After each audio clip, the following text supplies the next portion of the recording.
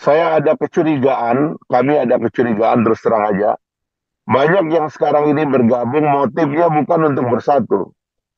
Tapi paling tidak mereka dua punya motif yang menurut saya harus dihindari. Yang pertama adalah motif untuk memecah persatuan yang sudah muncul di antara Pak Prabowo dan Pak Jokowi. Menurut saya kita tidak bisa berkoalisi dengan kelompok yang ingin memecah apa yang sudah solid. Ada yang ingin mengganggu kepemimpinan Pak Prabowo dengan menyingkirkan Mas Gibran terlebih dahulu misalnya di tengah jalan. Ini adalah niat-niat berkoalisi yang tidak ikhlas. Terima kasih.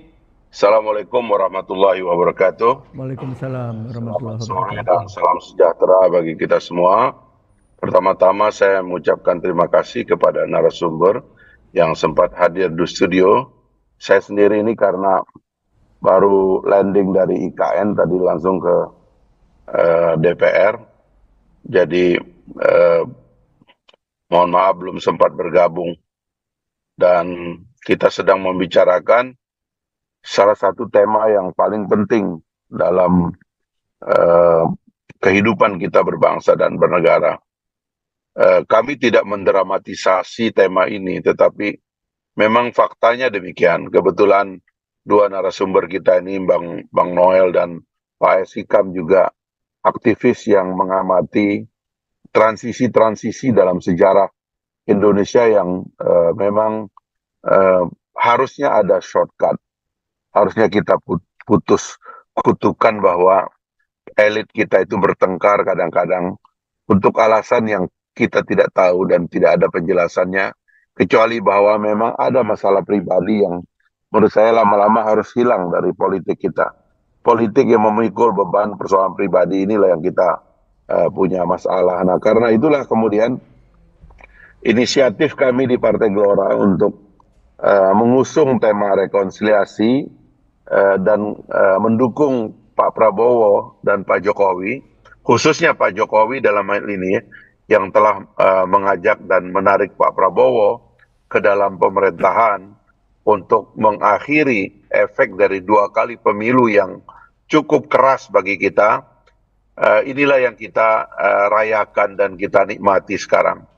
Banyak orang yang tidak mau terima hasil-hasil ini, tapi kita sebagai bangsa yang bersyukur, kita harus mau mengakui bahwa ada kebesaran jiwa dari para pemimpin yang akhirnya menyatukan kita, menggabungkan kita, dan menciptakan approval dari rakyat.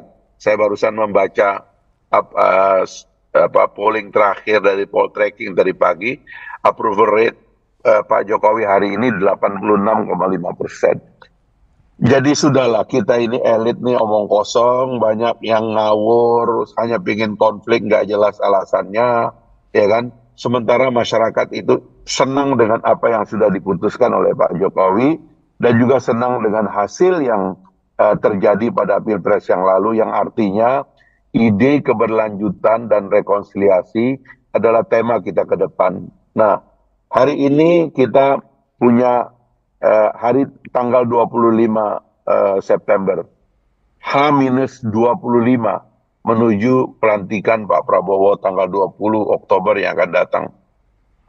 Alangkah baiknya kalau kita mempersiapkan satu pola untuk melepaskan presiden yang sudah memimpin 10 tahun dan untuk mengucapkan selamat datang ke presiden yang akan memimpin paling tidak 5 tahun yang akan datang, yaitu Pak Prabowo dan Mas Gibran. Nah, apa yang harus kita lakukan dalam situasi seperti ini? Pertama-tama menurut saya kita harus kembali menyadari bahwa sekali lagi ide persatuan, ide rekonsiliasi ini bukan soal sekongkol atau kong kali kong untuk tidak profesional, yaitu soal lain itu.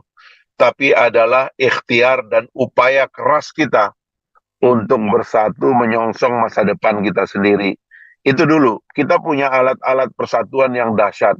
Kita punya Pancasila, kita punya Undang-Undang Dasar, kita punya nilai-nilai kebersamaan yang telah mengikat kita selama ini. Harusnya ini yang menjadi ide kenapa kita harus membangun persatuan. Sekali lagi, persatuan dalam pengertian yang sebenarnya, dalam pengertian yang dewasa, yaitu persatuan yang membuat kita itu bisa melihat persoalan kita bersama, keluar dari like and dislike, keluar dari kebencian, apalagi mengembangkan metode komunikasi hari ini yang sangat dipenuhi oleh apa namanya kebohongan, ya berita bohong, ya, dan sebagainya lah, kebencian dan sebagainya. Nah, itu yang pertama. Yang kedua, kita harus mengevaluasi sistem kita yang cenderung memecah belah. Saya mengatakan pemurnian presidensialisme. Hari-hari ini memang kita memerlukan konsolidasi presidensialisme. Bahwa presiden terpilih adalah satu-satunya power di cabang eksekutif. Nah, di masa-masa yang lalu di cabang eksekutif ini terlalu banyak power-power liar, mohon maaf saja. Pengendali kekuasaan terlalu banyak di cabang eksekutif, bahkan berasal dari tubuh pemerintahan sendiri. Sehingga anggota kabinet itu tidak solid, ya terpecah belah antara kementerian yang harusnya bersatu karena beririsan, malah saling mengiris dan saling memecah. Ini menurut saya harus diakhiri. Inilah waktunya untuk mengembalikan kekuasaan itu di tangan presiden dan mempercayakan presidensialisme sebagai metode kita untuk mengelola pemerintahan yang akan datang. Nah, belum kita bicara cabang kekuasaan lain yang belum selesai. Di cabang legislatif ada persoalan DPR, DPD yang tidak kompak. Di kabar yudikatif juga demikian. KY, MK, dan sebagainya, MA juga ada masalah. Tapi paling tidak di kamar eksekutif itu presidensialismenya harus tegak. Nah, yang ketiga adalah tentu kalau pemerintahan baru membentuk tim pemerintahan, sekali lagi harus yang gagasannya rekonsiliatif. Saya ingin menggarisbesarkan poin ini karena saya ada kecurigaan, kami ada kecurigaan terus terang aja. Banyak yang sekarang ini bergabung motifnya bukan untuk bersatu. Tapi paling tidak mereka dua punya motif yang menurut saya harus dihindari. Yang pertama adalah motif untuk memecah persatuan yang sudah muncul di antara Pak Prabowo dan Pak Jokowi. Menurut saya kita tidak bisa berkoalisi dengan kelompok yang ingin memecah apa yang sudah solid. Ada yang ingin mengganggu kepemimpinan Pak Prabowo dengan menyingkirkan Mas Gibran terlebih dahulu misalnya di tengah jalan. Ini adalah niat-niat berkoalisi yang tidak ikhlas.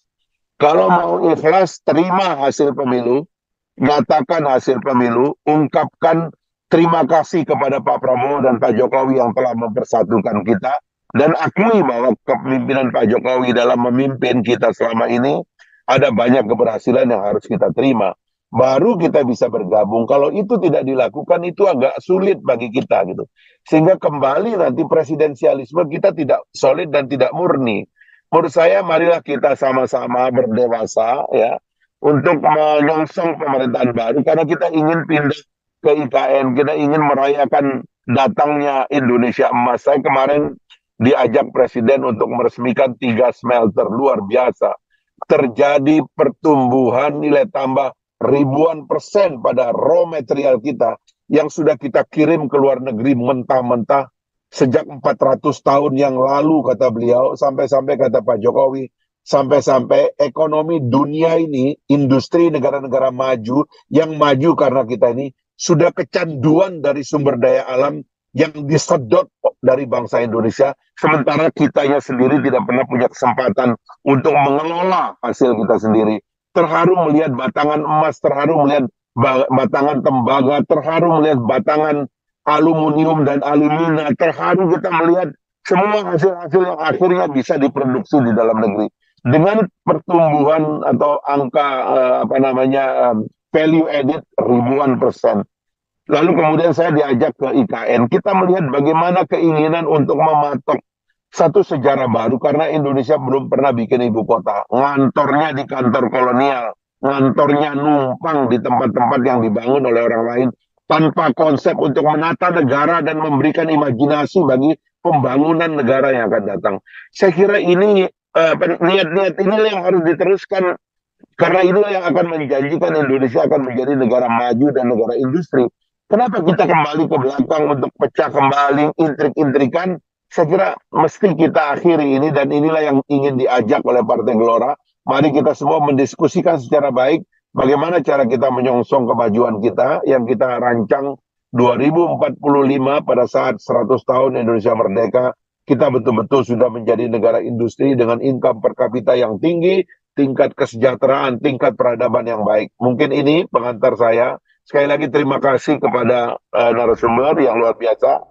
Saya akan mengikuti diskusi ini nanti sambil jalan, nanti kalau ada yang perlu ditambahkan atau ditanggapi, saya bisa juga mohon izin untuk menanggapi. Terima kasih. Assalamualaikum warahmatullahi wabarakatuh. Waalaikumsalam warahmatullahi wabarakatuh. Terima kasih Bang Fahri.